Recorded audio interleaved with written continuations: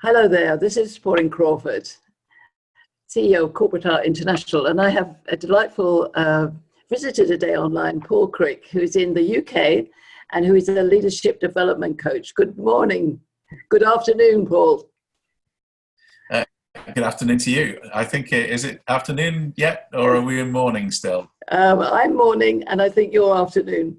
But that's the nature of global conversations. So my question today for Paul, who is actually very focused on next level leadership. And my question really is to tell us more about what that is, but how does it work for men and women, and is it different? Can we all achieve the same level of leadership? Or do you know in your work that there are notable differences between men and women in next level leadership?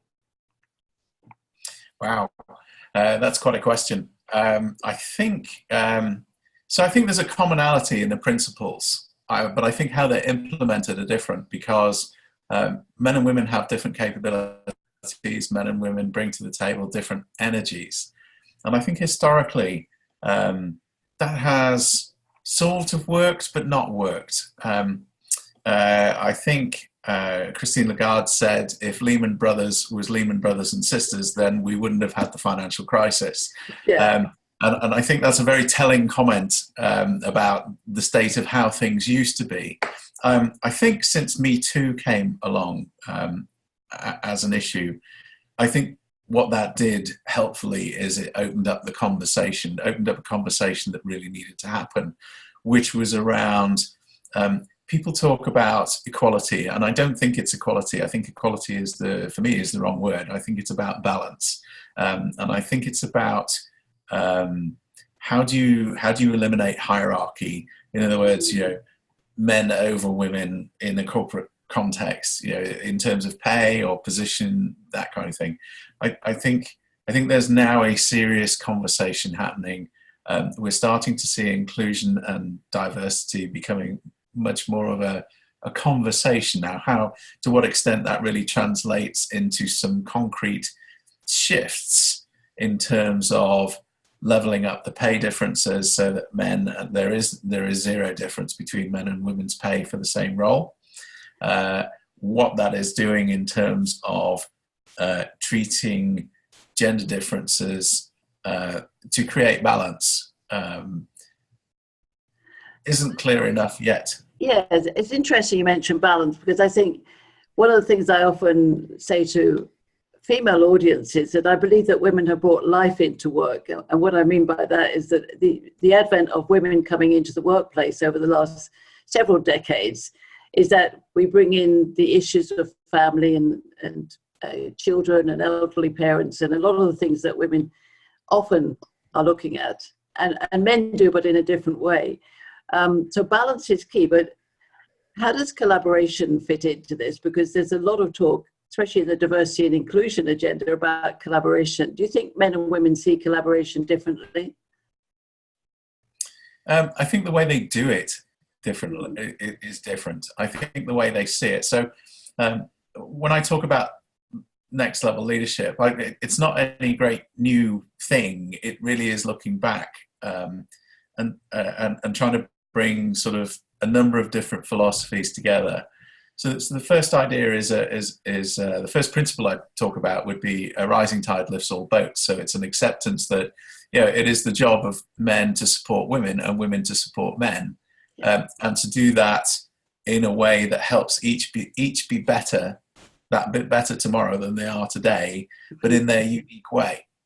So to expect men to support women in the way that men would want to be supported probably isn't helpful.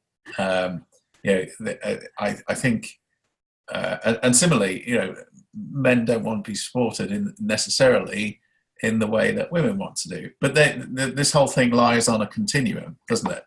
Yes. There are masculine males and there are feminine males. There are masculine females and feminine females, and we're all a mix. What we need to do is learn to read each other and understand how to bring that principle to life. The second principle really is all about how do you raise the bar and help everyone over it. So the assumption often is that when you talk about learning and teaching soft skills, that somehow you have to drop your standards or you have to drop your sights. And the reality is the opposite's true. Actually, it's, you know, to be really kind to someone who is underperforming and to have a conversation with them that helps them change the way they perceive what they're doing, and then helps bring about a change in behavior, or to have a conversation around that says, actually, I mean, I had a coaching conversation. I landed on a client site. I met a young, very, very talented lady, very dedicated to what she was trying to do. And we sat down and I said, okay, what's the most important thing we need to talk about? Oh, my career. Okay, what do we need to talk about in your career? Well, I'm a band 8 and I'm being pushed to go to a band 9. And I said, okay, that's great. Is that a good thing? And she said, she sort of hesitated for a moment. And I said, okay, I'll take that hesitation as that we need to talk about something. And she said, well, I'm not really sure. And I said, okay, let's put that on one side for a second. Let's get a blank piece of paper and let's do a very simple exercise that I'm sure lots of people know, which is assume for the minute that your success is guaranteed, and assume for a minute that money is not an issue. What would you do? What would you write down on that piece of paper as your ideal vocation, work, career, whatever you want to call it? And she thought for a second and she said, well, I'd work with animals. I said, good. Why are you working here? And then she burst into tears and the reason she burst into tears was primarily because she gave herself permission to actually admit to herself that where she wasn't ideal, and that she needed to find a path from i.e. where she is today, to, you know, how do I get to my ideal? And, you know, within sort of 3 months, she left her role. She was doing a similar role locally to where she lived, so she was no longer having to travel all over the place to get to her work. And she was doing 4 days a week. And on her 5th day, she was working with animals in an animal shelter, and she was living the dream for her. And you just go, that's awesome. But for me to steam in and go, well, you know, typical man, you know, anyone who's married watching this, you know, it's like, I have a problem. It's like, okay, let me fix it for you. It's like, no, I don't want you to fix it. I just want you to listen. And that's, you know, that's the male. It's very stereotypical because it's very, very difficult. It's very different for different people. But I think, you know, that raise the bar. So what's the next level? The next level might be an admission that you're not where you are, and actually where you want to get to is here. But actually, that's quite a difficult step to take because it's got all kinds of obstacles. But as you know, as the cliche goes, the obstacle's the way. And so how do you get there? And then the final principle really is about the difference between accomplishment and achievement, in that accomplishment trumps achievement. So the way I explain it, and this might horrify some people, and I don't mean to offend people at all, but I exaggerate to some degree for effect. So if you have done an achievement like climbed Mount Everest, that's a heck of an achievement. You know, not many people do that in their lives. It takes effort, it takes planning, it takes quite a bit of resilience and physical effort to actually get to the top. So that's great, that's an achievement, but it's not an accomplishment. Okay. If you've decided to row the Atlantic solo, oh my goodness, how awesome is that? How much courage does that take? How much preparation, planning, and self-discipline does that take? That is an awesome achievement. There's no two ways about that. Yeah. But it's not an accomplishment. Okay. And then the final example I give is perhaps the most controversial, which is you've won a gold medal at the Olympics. Yeah. You've spent a good proportion of your life, not a year, your life, working up to this thing where you, in front of billions of people, you cross the line, you set the record, you do whatever it is you do, and for a moment in time, you are the best in the world. You know, I bow down in complete awe of what you've done. Yeah. That's an achievement, but it's not an accomplishment. It becomes an accomplishment when you take that and you put it in service of other people. Okay. An accomplishment. an accomplishment happens when, so success dies with you and an accomplishment lives on. And you could say, well, I won a gold medal. That's always in the history books. Yeah, but how many lives did you touch as a result of that? How did you convert that to give other people permission to stand up and see that they might be able to do the same thing? We live in a world. Like that. We live in a world where it tries to knock us out. It tries to keep us controlled and confined. It will knock you down before you. So how do you help people that there's people out there that'll take on the world and they go, I don't care, bring it on, whatever. But not everyone's like that. And very often, women and men will see that differently. Yes. Men within groups of men will see that differently. So when you turn the accomplishment round and you say, actually, I'm going to use it in service of others to help others. I'm going to pick something bigger than me, way, way bigger than me. And I know the Olympic medal's a big thing and rowing the Atlantic is a big thing. But if you've just done it for yourself, then it's just for you.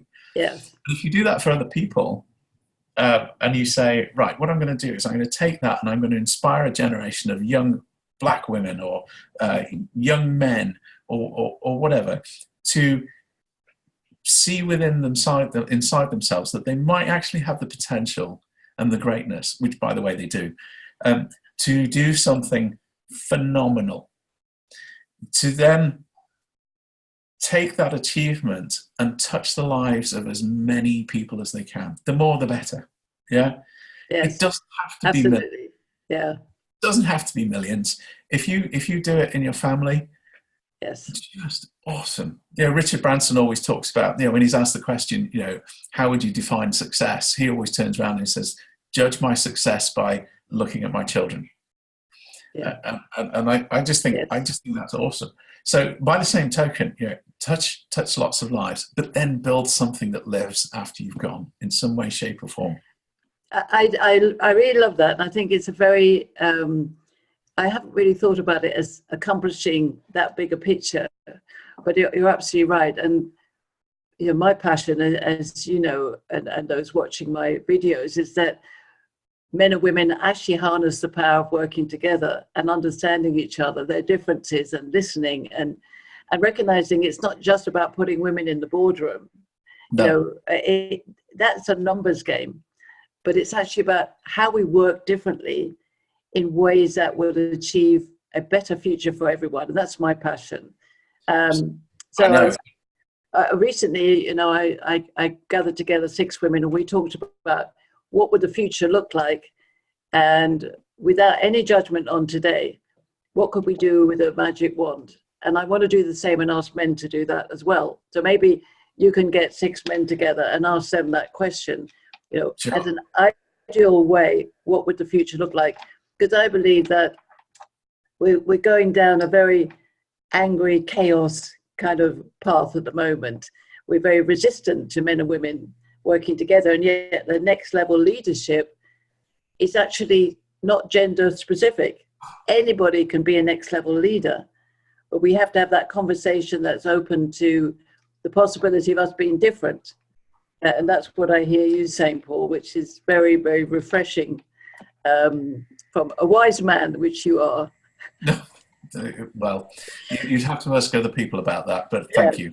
But what would be one thing that, I'll put you on the spot, what would be one thing that you could encourage women to do to actually understand men better in this next level leadership?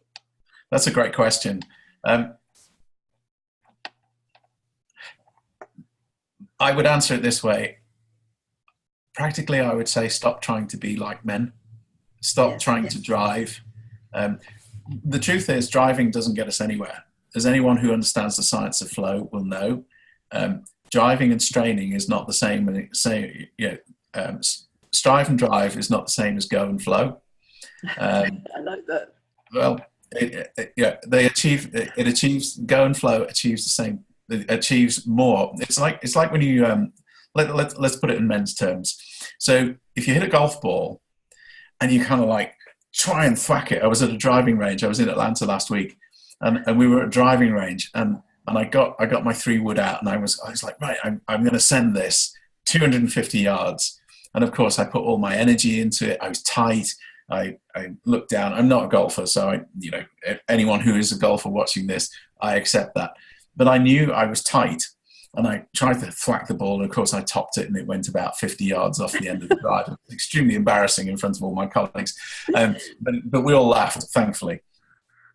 But when you relax, when you accept, and you relax and just drop your shoulders and let your breath, and then just literally let it come through you. And then the ball I was amazed. I went, wow, that actually went quite a distance. It went about 150 yards. It's, in terms of driving competitions, I know that's nothing. If it's not 450 yards, it's nowhere near. For me, that was okay. I was impressed because as a non-golfer, and it's the same. It's the same with the energy that you apply. If you're striving and pushing, then and you get that. I just become more self-aware of that, and ask yourself the question: what wouldn't happen if I didn't do this? Yes, that is an excellent question. And I bet when you actually hit the ball, even though it only went 150, you felt great. It felt natural. It felt great, and I didn't twist myself up. I didn't hurt myself, and there was pleasure. There was pleasure in it. So I think the challenge is and the problem is when you use the term women, you automatically generalize. I would encourage women who are naturally prone to driving to try and keep up with their male colleagues or to try and beat their male colleagues. Maybe if you stepped off the gas and took time to reflect, how much more would you get done if you didn't behave like that? Now, the flip side of that is, all the women will say, "Oh yeah, but if we do that, the men will just take up the space we had." That's why you need it to be balanced. There needs to be to use your word, a magical conversation between men and women that is an acceptance of the differences, not our anatomical differences, but of the way the energy and information flows within us and between us. Yes. What Dan Siegel calls mind. Well worth a read for those who are interested. But it's that willingness to do that. And I know it's busy.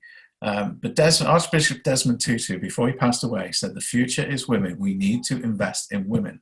Yes. And I think there are organizations out there that are becoming enlightened, and they're starting to understand why.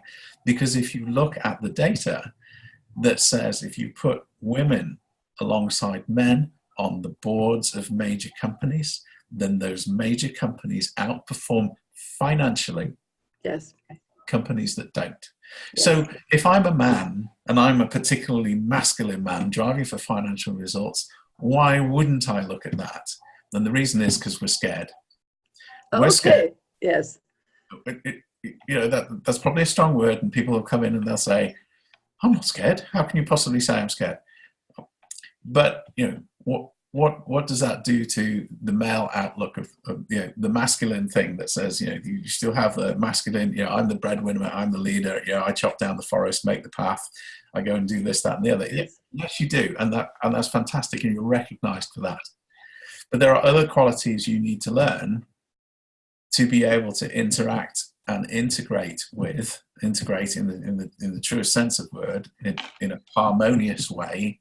Yes. Then brings the talents of both together. So it's almost like, well, it's better to have two heads in the room, and to bring each person's superpowers to the fore, rather than just try and sit on someone else's superpowers and go, "Oh, sorry, we don't do that here."